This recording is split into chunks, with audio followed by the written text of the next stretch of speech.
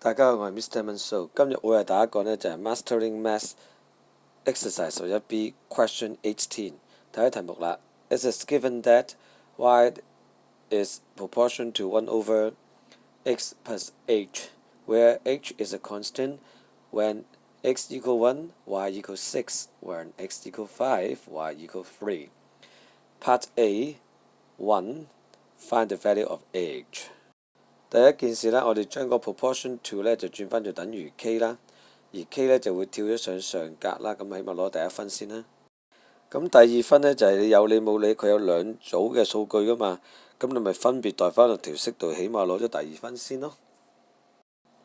當你兩邊同時都將嗰個分母乘個對面，譬如話呢個1加 h 乘個6，咁咪6乘1加 h 咯。咁呢邊呢，就係分母就係 h 加5或者5加 h 乘個對面咪3乘以5加 h 咯。咁就掂啦，大家都等於 k 啦。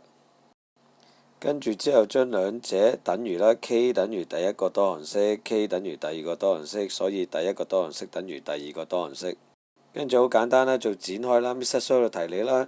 如果你唔係好慣做展開嘅，你就好似我箭嘴啦。6乘1係6，6乘 h 係6h，3乘5係15，3乘 h 係3h。之後呢啲移項啊、加減啊，理論上你應該計到嗰個 h 等於3嘅。Part 2 Express y in terms of x。咁我哋頭先啱啱計咗 h 等於3啦，咁個 k 點處理呢？如果大家唔係好善忘嘅，我哋話咗 k 等於其中一個多項式啊嘛。咁你一代翻個 h 等於3落去，計到咪24咯。咁成個 Part 2咪計完咯，因為我哋之前已經揾咗 h 啦嘛。而家我哋再揾埋隻 k。咪搞掂晒咯，睇埋 Part B 啦。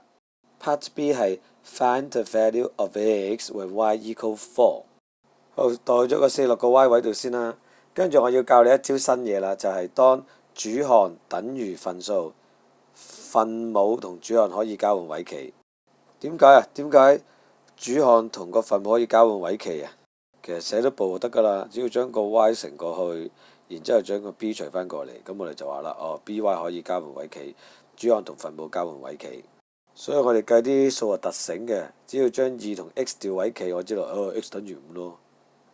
咁而家 x 加3就會等於6，你最尾會計到 x 等於3。其實呢條鑽石題，我覺得最難嘅地方呢，係唔知點解呢度有粒鑽石喺度咯。多謝大家，拜拜。